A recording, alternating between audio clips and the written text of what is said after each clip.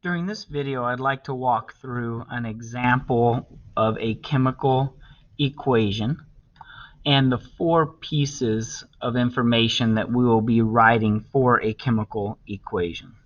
The first piece of information, I start with letter D, and it asks us to draw a model to match the formulas in the equation. So the first thing that I'm going to do before drawing the model is I'm going to cover up this coefficient out in front. And this piece of information is going to explain to me what elements are bonded together. So under letter D, I see that we have O2. So I have an O bonded to an O. Now previously we talked about that when dealing with chemical equations, we're not actually drawing the Lewis structure. So I don't need to count up the valence electrons and subtract from the bonding electrons and atom and lone pairs. But I do know from experience that O and O, the molecule O bonded with O, is double bonded. So I'm going to go ahead and include that because I do know that. Then once we look at the piece that's bonded together, I remove my finger from the coefficient, and the coefficient's telling me I have three O2s. So I'm going to draw this O2 three times. This is an example of three O2s. I started by covering this up, finding out what pieces are bonded together, and there were two O's, and then I need to draw that three times. I'd already drawn it once, so I draw it two more.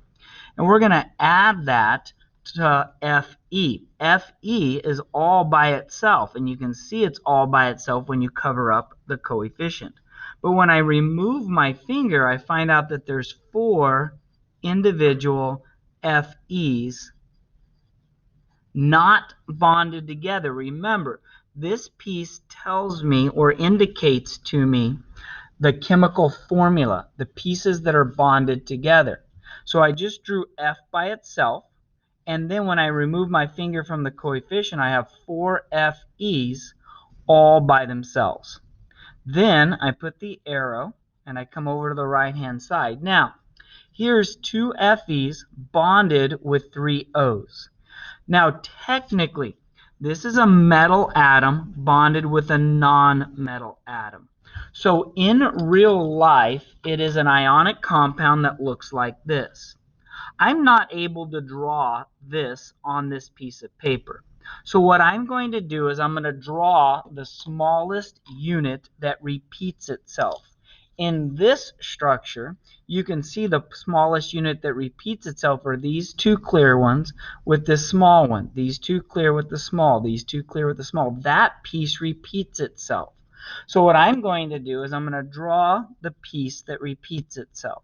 So technically, it really does not look like Fe with Fe connected, and then O, O, and O. It really doesn't look like this. This is a metal atom bonded to a non-metal atom. It does not form a molecule, but this is the best that we can do. So we draw two Fe's bonded with three O's. And it turns out that there are two of these. So I'm going to draw the exact same thing again, realizing that it is not bonded as a molecule to nonmetals the way I'm showing it. It's really an ionic compound with two Fe's and two O's repeating themselves in a crystal structure. But there's no way for me to draw this on my paper, so I just draw it out this way. This second, that takes care of letter D, the drawing of the models to match the formulas. The second thing that they ask me to do, letter C, is do an atom inventory. An atom inventory is me counting up the number of atoms. Notice they set this as the left side, the reactant side, and the product side. The reactant side and the product side. So over on the reactant side, I'm counting 1, 2, 3, 4, 5, 6. 6 oxygen atoms. On the product side, 1, 2, 3, 4, 5, 6. 6 oxygen atoms. During a chemical reaction, the number of atoms of each element should be the same that you started with as you ended with, because all we've done is taken those apart from each other and put them together in a different way.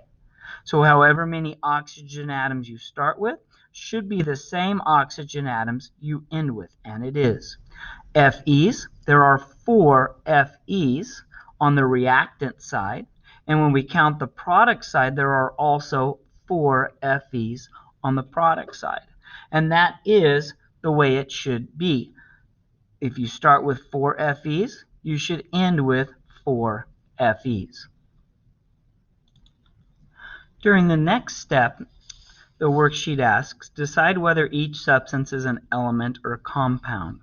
What I would like for us to do is not only decide whether you're dealing with an element or compound, but what are we specifically going to call that element and compound.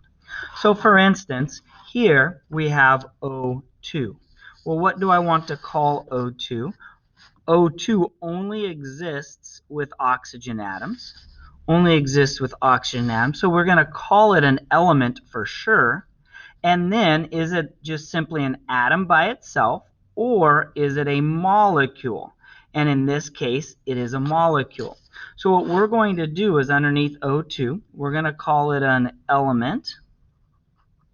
And then underneath, in parentheses, I'm going to label it as a molecule. So it's an element, but even further categorized, it's a molecule. Then for Fe, Fe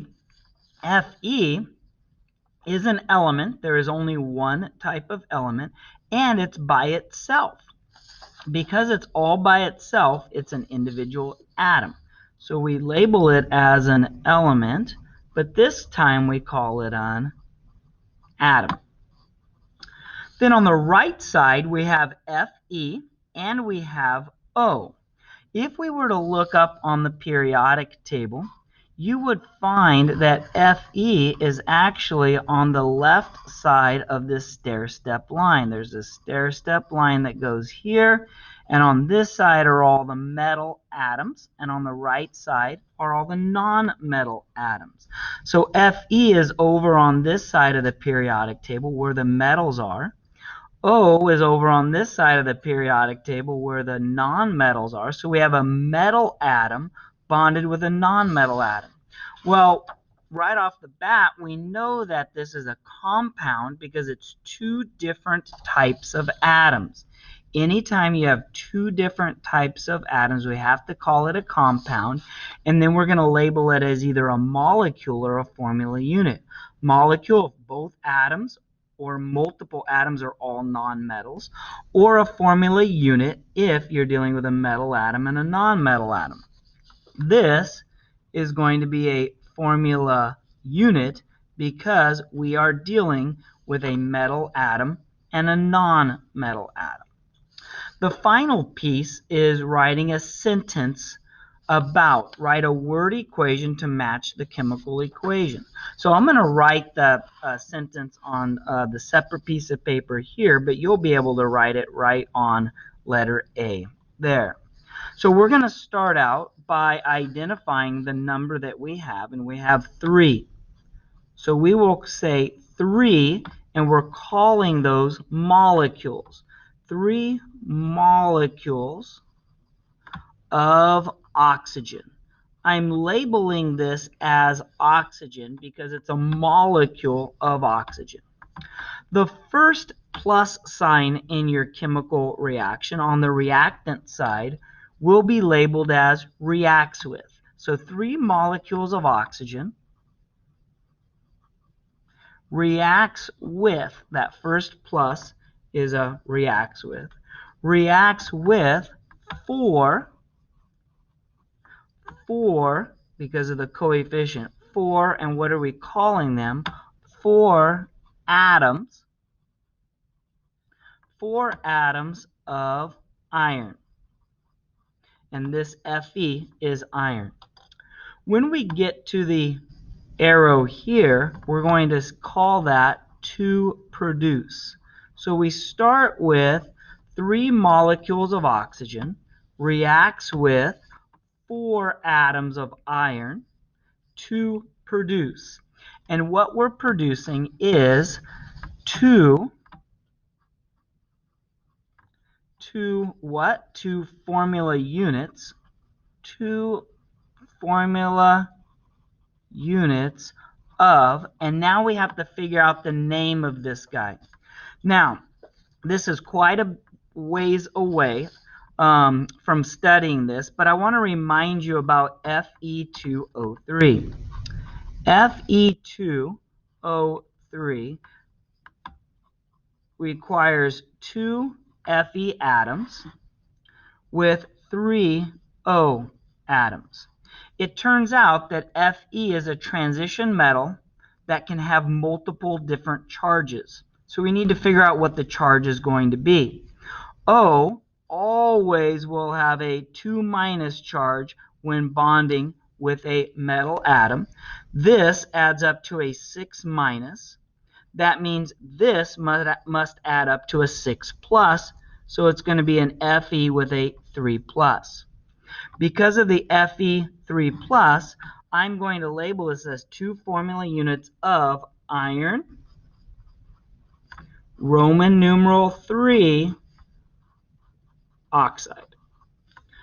If there was a plus with more substances over here, we would just put an and for the next plus, not a reacts with. The plus on the reactant side gets a reacts with. The arrow gets a to produce, but any other pluses over here would just get an and. So we get 3 molecules of oxygen, reacts with 4 atoms of iron to produce 2 formula units of iron 3 oxide. And that is our word equation that matches the chemical equation. I hope this helps understanding the beginning equation practice worksheet.